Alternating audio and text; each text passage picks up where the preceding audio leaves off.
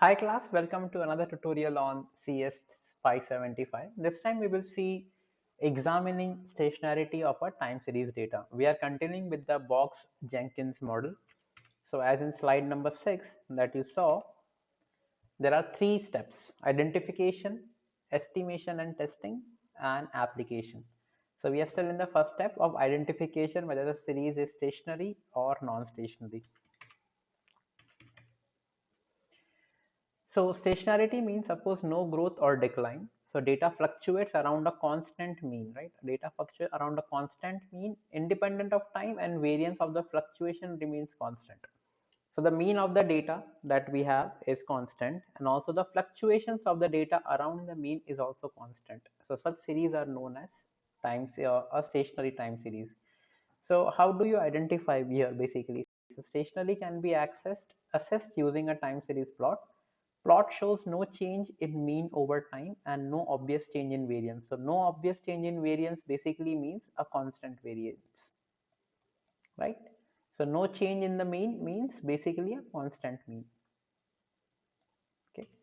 So now just see an example. The autocorrelation plot can also show non-stationary, right? We have seen partial as well as the complete autocorrelation and significant autocorrelation for several lag times. So significant autocorrelation means, as we have studied, we have this as a significant. So any correlation values which are above this or below this, right? Either on the positive side or on the negative side, they are treated as significant autocorrelations for several time lags.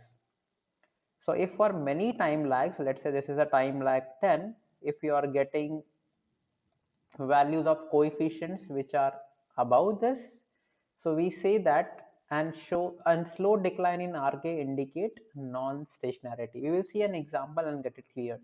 So the following graph, let us see the graph, shows seasonally adjusted sales for gap stores. So just see this, right? So they have a quarterly data, Q3, Q3, Q3, Q3, right? So maybe Q4, Q1, Q2, Q4, Q1, Q2, they have this data here. So you can itself see from the graph that it does not have a mean here, right? It does not have a constant mean. As you can see, the average is getting increasing as we move along the graph. Obviously, the variance around the mean is also increasing, right? At this particular point, when you see the variance, it also increases, right? So obviously, just on a visual inspection, you know that there is a trend in the graph, right? You can see there is a trend in the graph. Also, there is some seasonality, right? On the Q3, right, from the previous Q3 there is always an increase. You can see there is some seasonality also. So in the next slide we deal with the ACF graphs. So you can see here, when I plotted the ACF for this particular example, you can see this is for lag 1, right? As you can see, it is slightly less than 1 because at lag 0 it is 1 always, right? At lag 0 the autocorrelation coefficient will always be 1.